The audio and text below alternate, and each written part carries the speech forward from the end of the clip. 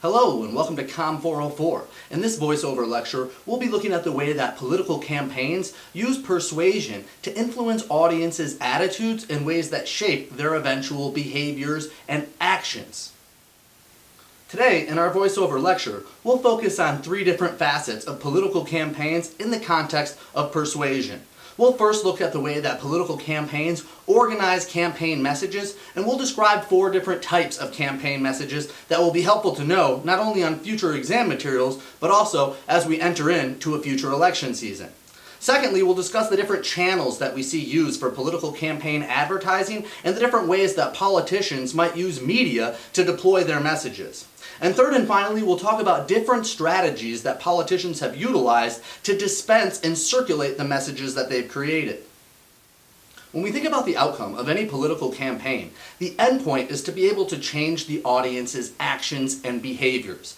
However, as we've described in previous lectures, changing audiences' behaviors usually necessitates first changing their attitudes, their values, or their beliefs to then get them to change their behaviors. And so the key task for any political campaign is to be able to determine the best mode of communication and the right strategy of media dispersion and circulation to be able to reach their audience and share and express the diverse themes that they've woven into their campaign platform. And so in this sense, the goal is to be able to move the audience along the attitude-action continuum. A few important notes about political advertising. The first thing worth mentioning is that it is incredibly expensive. We saw during the most recent Super Bowl ad, a politician run an ad during the Super Bowl at great expense. But even during normal campaigns and under typical circumstances, campaign advertising, whether on television, through the internet, or classically in newspaper and radio, is still incredibly expensive. And secondly, no single medium, the internet or newspapers, technology, or old school radio, are demonstrated to be the best method. Instead, research tends to indicate that a varied distribution and repeated exposure is critical to being persuasive in the context of political campaign advertising. The third thing to note is that advertising is only one mechanism or modality of expressing the idea, and fundamentally political campaigns and the American democratic value system remains reliant on the actual ideas and policies being advocated for or expressed. The fourth thing we might consider is how campaigns can carefully and strategically utilize new media resources and evolving communication technologies to better be able to reach diverse audiences.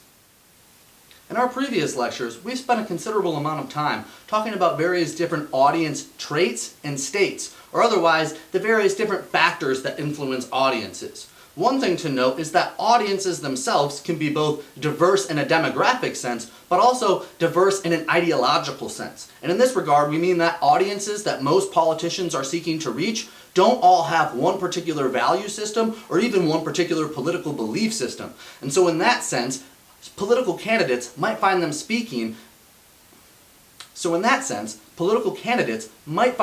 speaking to audiences which are supportive, sympathetic, and interested in their cause, neutral, don't really know about their message or are uninterested in the cause, or even downright hostile, opposing the message and not interested in hearing about the cause. And so in this sense, campaigns have to strategically tailor their messages to reach audiences from various different dispositions. And in this sense, that key goal remains the same: to identify those who might be in a latitude of non-commitment, haven't heard of your politician and might not be interested in voting, don't really care about the issue and aren't going to change their behavior, to thinking about that politician and perhaps voting for them, or considering the issue, doing a little bit more research, and perhaps even advancing or changing their behaviors.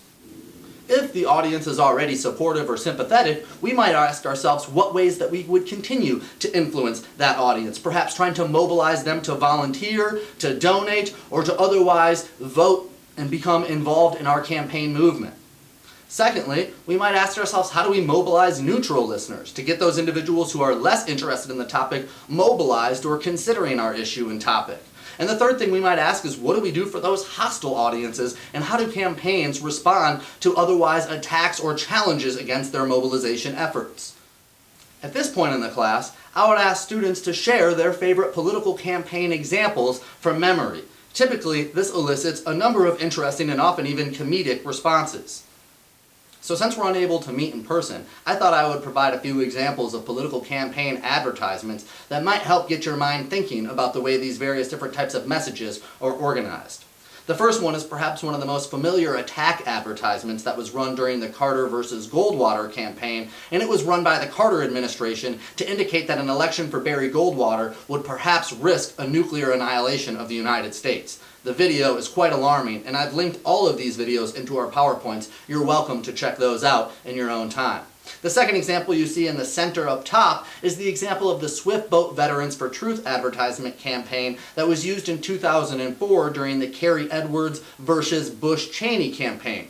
Bush and Cheney, and a group that was called Swift Boat Veterans for Truth, that was launched as a 527 campaign group. That's a very specific term, but 527 campaign groups allowed campaigns to collect money and not report those donations, and in many ways were an early predecessor to what we now know to be super PACs, or super political action committees, which collect and organize money for various different purposes. If you're not familiar with super PACs, worth a wiki to consider the deep effects that those have had on our political election cycle in the United States. However, the Swift Boat Veterans for Truth ad was a unique attack ad that changed the political spectrum in the sense that it otherwise accused John Kerry of fabricating and manipulating his military service record. It showed a number of individuals who were veterans in the military service, indicating that he had lied about his record. After the election was over and the damage was done from that campaign, it was revealed that a number of those individuals hadn't actually worked alongside John Kerry, and much of the claims in that Swift Boat Veterans for Truth advertisement were actually debunked. Nonetheless, the video was considered to be incredibly effective, and it was an example of what dark political money, or untraceable political money, donations without contributions, names attached, can do to the political system. The third example you see there on the far right is the example from Ronald Reagan's campaign in the early 1980s that declared it was morning again. This was from his re-election campaign, and it indicated that Ronald Reagan had successfully restored the American economy and the sun was shining on a new day on America, and so for that regard, it made a comparison argument that said, why would you want to elect an unknown candidate when we have a stable candidate whose the sun is shining on? Fourth, and down in the center middle there, you see the example of the Hillary Clinton 3 a.m. phone call campaign. Much like the Reagan campaign, this was also a comparative campaign advertisement that suggested if the phone were to ring at 3 in the morning with some sort of dangerous world-affecting news, who would you want to answer it? Hillary or the candidate she was running against. The advertisement implied that Hillary would be there to answer the phone and that she would be consistent and stable. It's also notable that the ad was parodied and mocked by a number of organizations, including Saturday Night Live, which have made pretty comedic performances out of a number of different campaign advertisements. The final example, and perhaps the most recent example, our fifth, is from the Barack Obama campaign, and if you don't recall his emphasis on hope and change, or the recurrence of the Yes We Can slogan, this particular advertisement featured a number of celebrities who sang together, and in order to create this harmonious sense of the Yes We Can vision that Barack Obama had a unity of support and a number of influencers, as we've talked about previously, behind him to support his campaign messages. Together, these 5 examples help illustrate how political advertisements have had not only significant effects on election outcomes, but also have created changes in the way that we understand political advertising as a whole, opening up new opportunities for things like super PACs, and fundamentally changing the way that we use media to reach voters and audiences.